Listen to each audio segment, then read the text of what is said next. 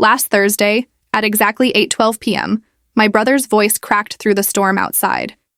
You took everything from me, even her.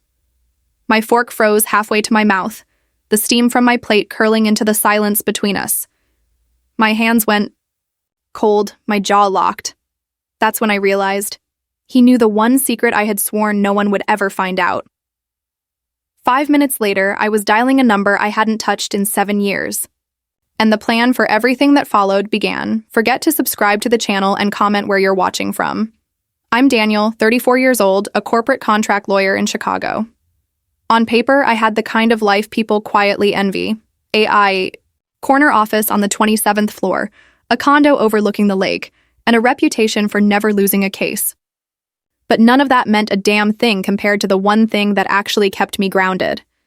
My family, or at least what was left of it. After our parents died in a car accident 8 years ago, it was just me and my younger brother, Evan. He was 29 now, but back then, he was still finishing college, wild-eyed and reckless, chasing music gigs instead of a stable paycheck. I stepped in, paid his tuition, covered his rent, even co-signed his first apartment lease. I thought that's what my family did. We were different in every possible way. I was methodical, cautious, always planning 3 moves ahead. He was spontaneous, emotional, and allergic to long-term commitments. But I told myself it didn't matter. Blood was blood, at least until she came into the picture. Rachel. Rachel was complicated. She was the kind of woman you couldn't describe without sounding like you were in love with her. Chestnut hair that always looked like she'd just stepped out of a photograph, and a laugh that made even the most jaded room lean in closer. She was also my colleague, another lawyer at the firm, sharp as glass and twice as dangerous. The night she first met Evan, I remember the way his eyes lit up. I didn't think much of it. Why would I? She was my friend, my confidant, someone who'd pulled me through a few of my darkest cases. And besides, I had my own complicated love life to navigate. Cases, clients, and the gnawing emptiness I never had time to name.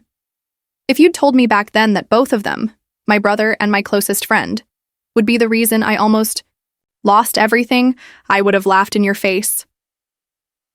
But there were signs, little things I should have noticed. A sudden silence when I walked into the room. A text message screen flipped face down just a little too quickly. Laughter that didn't quite sound the same when I wasn't in the conversation. Looking back now, I should have known. It happened on a Wednesday, February 9th. I remember because I'd been in back-to-back meetings all morning running on nothing, but burnt office coffee and a protein bar that tasted like cardboard. By 2:17 p.m., I was exhausted, and all I wanted was to grab a late lunch at the cafe across from our firm. That's when I saw them. Through the floor-to-ceiling glass of the cafe window, Rachel was sitting at a corner table. Her head was tilted, smiling in that way she only did when she was letting someone in on a secret. Across from her, Evan, my brother. He was leaning forward, elbows on the table, his hand brushing against hers like it was the most natural thing in the world. The rest of the world faded into a muted blur, but my heartbeat became deafening. I froze on the sidewalk, every muscle locked, eyes scanning for any explanation other than the one clawing at my mind. I pushed open the door, the little bell chiming, and both their heads snapped toward me. Dan, hey! Evan's voice had that high-pitched edge he used when he was caught off guard. Rachel's smile faltered, then returned. Too quickly, too perfectly. What's going on? I asked, my voice sharper than I intended. Rachel gave a practiced laugh. We were just catching up. Your brother wanted to talk about a potential legal issue with his band's contract. I stared at the untouched coffee in front of her, and the way her phone lay between them, screen glowing with an unread text. Her cheeks were flushed, not with embarrassment, but something else. Right, I said, letting the word hang in the air like a loaded question. Evan wouldn't meet my eyes. Instead, he muttered, "You've been so busy lately. I thought you wouldn't mind." That was his first mistake. The rest of the week was a slow bleed of half-truths and gut punches. Late-night texts Rachel didn't answer. Evan canceling plans with me last minute. Then, on Saturday night, my phone buzzed with a message from an unknown number. You should know who she's spending her time with. Attached was a photo, grainy but clear enough. Rachel and Evan, leaving her apartment building just after midnight. His hand on her lower back, her head resting on his shoulder. My chest tightened so hard it felt like my ribs might crack. The smell of rain drifted in from the open window, mixing with the bitter taste of betrayal that coated my tongue. I sat there for a long time, staring at that photo, my pulse a dull roar in my ears. I felt something die inside me.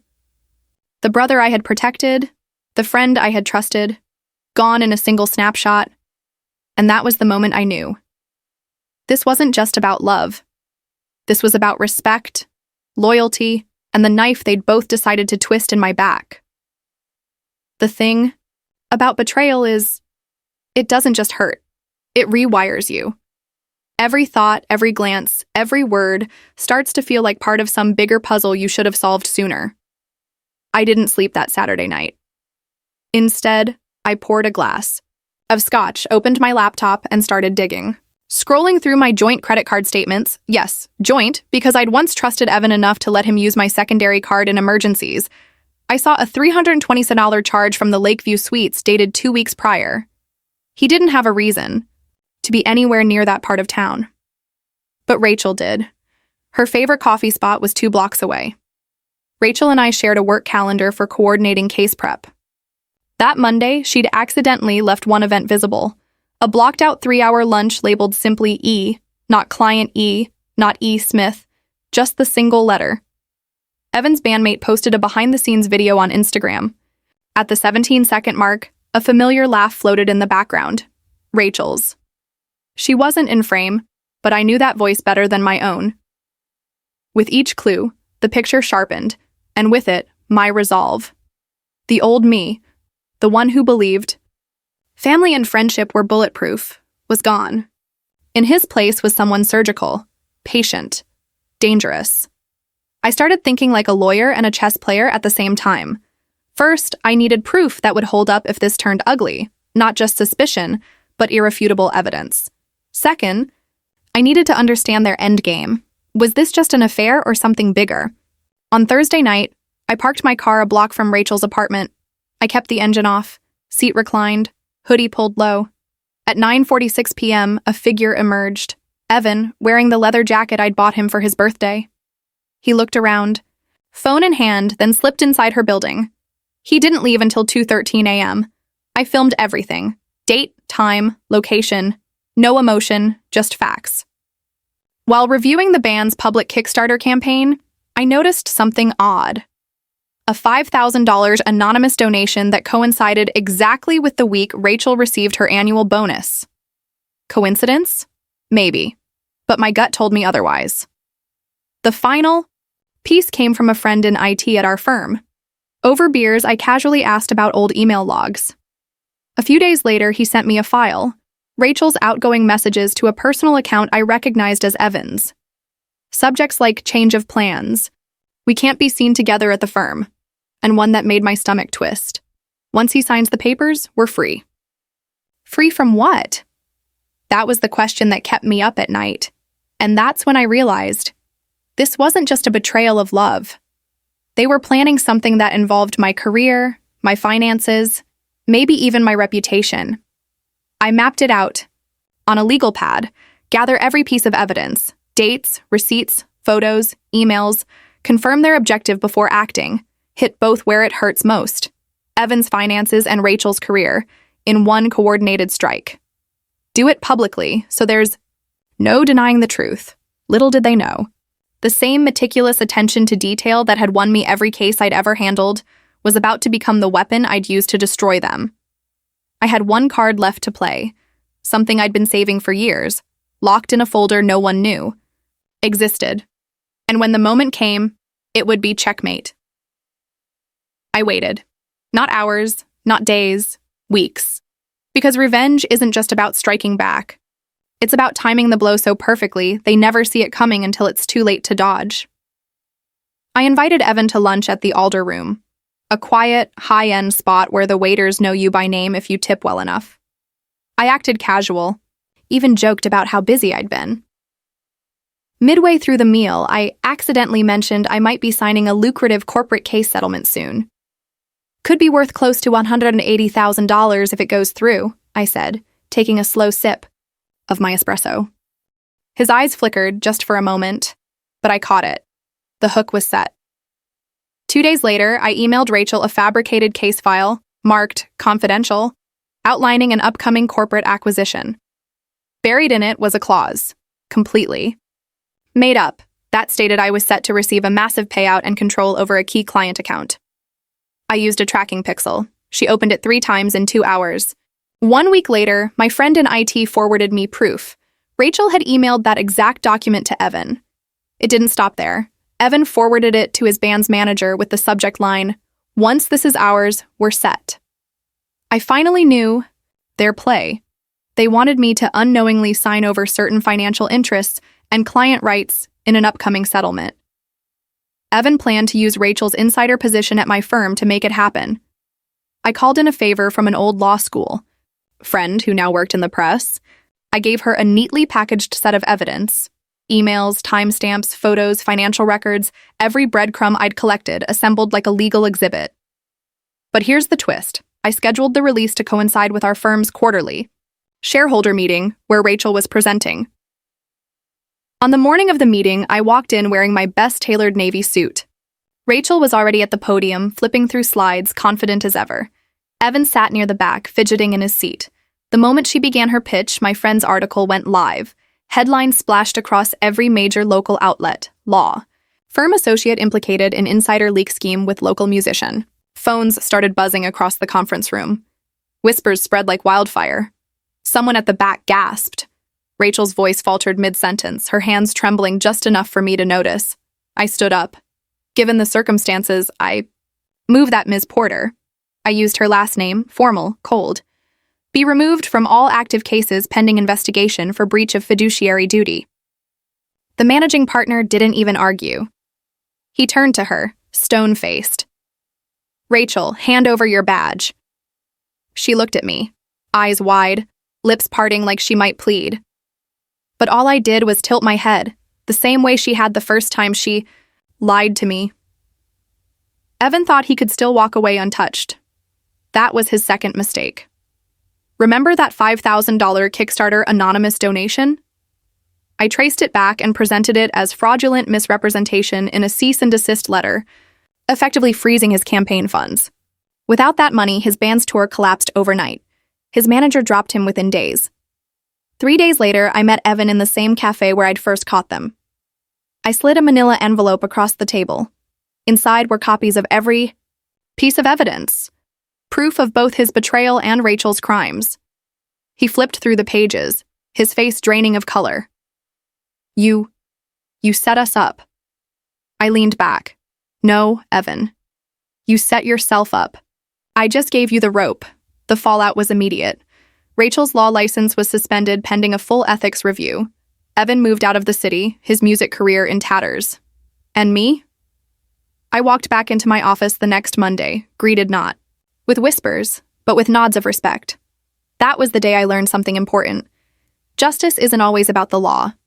Sometimes it's about making sure the people who tried to break you know exactly who they underestimated, and they'll never forget it. In the weeks that followed, it was almost eerie how quickly the city seemed to forget their names. Evan's band posters, once plastered across bar windows and telephone poles, were replaced with other faces. New acts, new hopefuls. Rachel's sleek headshot disappeared from our firm's website, replaced by a bland position-vacant placeholder. But I didn't forget. I couldn't. Rachel's suspension turned into full disbarment when more evidence surfaced. Other confidential leaks she'd made in the past, things that had nothing to do with me but spoke volumes about her character. The legal community? Here is tight-knit. She couldn't get a paralegal job without someone whispering about the Porter case. Evan didn't fare much better. With no gigs, no funding, and his reputation soured by the article, he started bartending at a dive near the train station. Once, I walked past and saw him wiping down the counter, eyes fixed on the floor. He didn't see me. Or maybe he did and just couldn't look up. Friends who'd once questioned my paranoia started calling, texting, showing up at my office. "You did the right thing," they'd say. My managing partner told me privately that my composure during the whole ordeal had cemented my reputation as unshakable, a word that, just months before, I wouldn't have used to describe myself. But the truth, I wasn't unshakable. I'd been shaken to my core. I just chose to rebuild in a way that made me stronger. Betrayal changes you. It strips away illusions about loyalty, about love, about family. I learned that trust is not a birthright. It's a currency. And once someone spends it recklessly, you have the right to shut the vault forever. Do I miss my brother? Sometimes. The kid I grew up with, the one I protected, that version of him is gone. As for Rachel, I don't miss her. What I miss is the idea of her, the friend I thought I had. These days, my circle is small. I keep my personal and professional worlds separate, and I guard both like a hawk. The condo still overlooks the lake, but now, when I stand there at night, the view feels different, clearer. And every time I pass the Alder room, I remember the look on Rachel's face when her phone lit up with that headline. The way Evan's shoulders slumped when he realized I'd beaten them at their own game. Justice, I've learned, isn't about erasing the hurt. It's about making sure the people who tried to destroy you understand one thing. They didn't. And they never will. 6 months later, life had fallen into a rhythm again. The headlines had faded, the whispers had died down, but the consequences, they were still rippling outward in ways I hadn't even expected. One afternoon, I got a plain, white envelope in the mail, no return address. Inside was a single photograph. Me and Evan, maybe 14 and 9, sitting on the hood of Dad's old Buick, grinning with popsicles in hand. On the back, in shaky handwriting, it said, "I'm sorry. I didn't call him. I didn't write back." Instead, I slipped the photo into my desk drawer, not as a reminder of pain, but as a reminder of the cost of crossing certain lines. At the firm, younger associates had started coming to me for advice, not just on cases, but on people who, to trust, how to spot the signs when something felt off. I told them the same thing I'd tell anyone watching this right now. Trust is like glass. Once it breaks, you might piece it back together, but the cracks will always be there. Sometimes, late at night, I wonder if Evan will ever walk back into my life, if Rachel will try to clear her name. But here's the thing. Wondering doesn't keep me up anymore, because I learned something that day in the middle of that storm, with his words hanging in the air. I am not the kind of man you can take everything from. And if you try, you better be ready for the ending I write for you. People always ask me the same thing when they hear this story. If he apologized, would you forgive him? And my answer is, forgiveness isn't the same as forgetting. You can let go of the anger without letting them back into your life. The truth is, betrayal leaves a blueprint. Once someone has shown you exactly how far they'll go to serve themselves, you can never unknow it. You carry that knowledge forward, sometimes as armor, sometimes as a warning. I'm not telling you this story to make you feel sorry for me. I'm telling it because someone watching this right now is ignoring their own breadcrumbs. You've seen the missed calls, the turned phones, the changed routines. You've felt that pull in your gut telling you something's wrong. Listen to it. Because the sooner you see the truth, the more power you have to decide what happens next. Now I want to hear from you. What would you have done in my position? Would you have gone for public exposure or handled it quietly? Drop your answer in the comments. And if you've ever had to get justice for yourself, tell your story, because sometimes sharing it is the first step to taking your power back. And to the 2 people who thought they could rewrite my story without me, you became my greatest teachers. Not in love, not in loyalty, but in the art of never underestimating the wrong person, because I am that person. And now, so are you.